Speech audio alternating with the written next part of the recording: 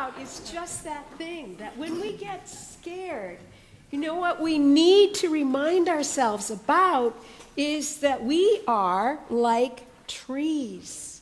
And we have roots, and the roots go deep, deep, deep into the soil, and that's where our hope and that's where our help comes from, and that's God. But today we're talking about trees, and Penny has some jokes because we haven't been laughing very much this week. And so I have 2 jokes. They're riddles. Okay, you can guess them because we're talking about trees today, okay, kids? Okay, what kind of tree can fit into your hand? Answer? Me. What kind of tree can fit into your hand? I do. An apple tree? No, a palm tree. Ha ha ha ha ha. That was a good one, right? Yeah. Well, this one is even better. What did the little tree say to the big tree Me. who was picking on him? Me. I do. No. Let me guess. No. It's silly because trees don't talk. No. The tree said, listen to this, leave me alone. Ha ha ha ha ha. That was funny, right? Yeah. well, Penny, what we're going to talk about is what I said before about branches and trees. And I brought you something that I did at home as an experiment. This is a beautiful plant that I got from Mrs. Treadwell. And I think, how long has it been, Nancy? Is it at least 2 years? Close to 3 years. I have never been able to keep a plant alive for close to 3 years. But this one likes me.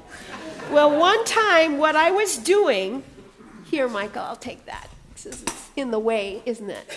Yeah, okay. So one time what happened, I was admiring all these leaves, and guess what? Oops, it snapped like this, and I broke it off. But it still had green leaves.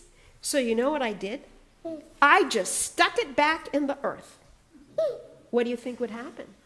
It would snap back off. No, what happened? What happened is what did happen. It snapped on the leaves. Look at that. They just all withered up. You know why? Because they were not connected to roots. Did you know that trees and plants... so you can swing on it. Yeah, but trees and vines and plants need roots. And Jesus knew that. And have you ever heard Jesus saying, I am the vine and you are the branches? And those who abide in me and I in them will bear fruit. They'll have green leaves like this. But Jesus said, if you don't, then you know what you're going to do? You will wither away. So what I want to show you is this is what you are working on. This is what you are doing when you come to church Sunday after Sunday. You are growing roots. Look at that. Can you see? Those roots are taller than the tree itself. And you know what? I studied to see how long the tallest root was. And you know what? It's longer than a football field. Have you ever walked a football field? Yeah. Can you imagine a root going longer than that? Yeah. And you know what? Football. But you know why roots are good? Because then when you get scared and when there's a storm and there's a wind and a tempest and a big gust of wind, you know what? You're going to stay strong because you've got all these roots that go deep, deep into the soil. That's a lot like what happens when you come to church. You are building your roots, and God is making those roots strong and making those roots go deeper, deeper, deeper. And so then when you run into disappointments, you're still standing strong because you've got the roots. Maybe because you went to church, it doesn't show, just like a tree. Maybe you don't have a cross with little bars that show that you've been to Sunday school. Maybe you don't put on your walls plaques that say that you've been here X number of Sundays. That's not the point. What's happening is all this is happening right here where you can't see it, below the ground. That's where God meets us in our souls. That's where we get to be strong. And when we're strong like that, that's what keeps us from being afraid. So yes, Michael.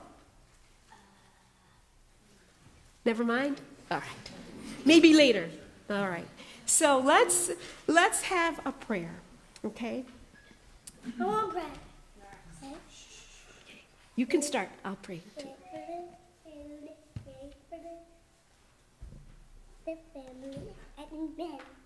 Thank you. And thank you for Max's prayer, thanking you for food and for our families. And we thank you especially today for the food that you give to our souls, for that food that isn't visible on the table, but for that food that's in our hearts and in our minds, and that food that keeps us safe and Amen. I want to tell something.